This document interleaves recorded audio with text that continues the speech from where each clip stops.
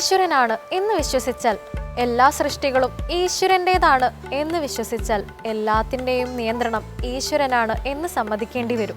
അങ്ങനെയെങ്കിൽ മനുഷ്യൻ ചെയ്യുന്ന സകല പുണ്യപാപങ്ങൾക്കും ഉത്തരവാദിയും ഈശ്വരനാണ് എന്ന് വരും. അപ്പോൾ പൂജകൾക്കും പ്രാർത്ഥനകൾക്കും എന്ത് പ്രസക്തി എന്ന ചോദ്യം ഉയർന്നു വരും. ഇവിടെ ഒരു ഉത്തരമേയുള്ളൂ. പ്രാർത്ഥനകൾ ജ്ഞാനമുണ്ടാക്കും.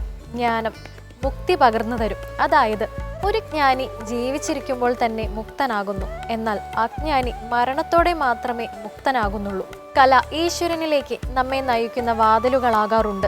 ഇതൊന്നും വേണ്ടാത്ത ലളിതമായ അനുഷ്ഠാനമാണ് സന്ധ്യാപ്രാർത്ഥന. കേൾക്കാം സന്ധ്യാനാമം.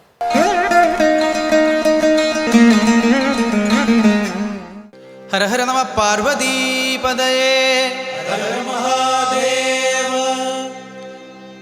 ശിവം ശിവകരം ശാന്തം ശിവാത്മാനം ശിവോത്തമം ശിവമാർഗപ്രണേതാരം പ്രണതോസ്മിം സദാശിവം.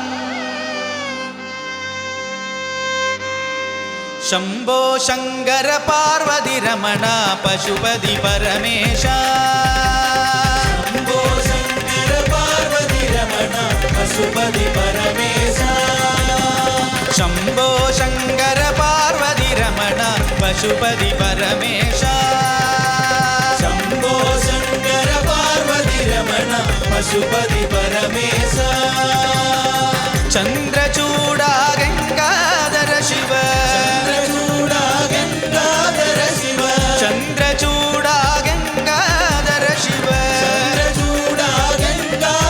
ശിവ. പശുപതി പരമേശ. പശുപതി പരമേശ. ചന്ദ്രചൂഡ ഗംഗാധര ശിവ. ചൂഡ ഗംഗാധര ശിവ. പശുപതി പരമേശ. പശുപതി പരമേശ.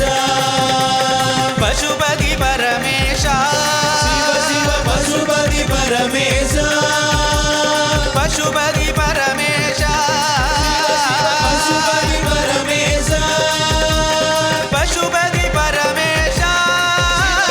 പശുപതി പരമേശ. പശുപതി പരമേശ.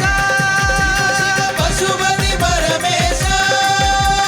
ശംഭോ ശങ്കര പാർവതി രമണ പശുപതി പരമേശ.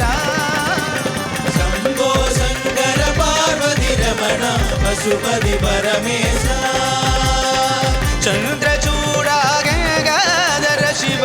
ചന്ദ്രചൂഡ ഗംഗാധര ശിവ. ചന്ദ്രചൂഡ ഗംഗാധര ശിവ.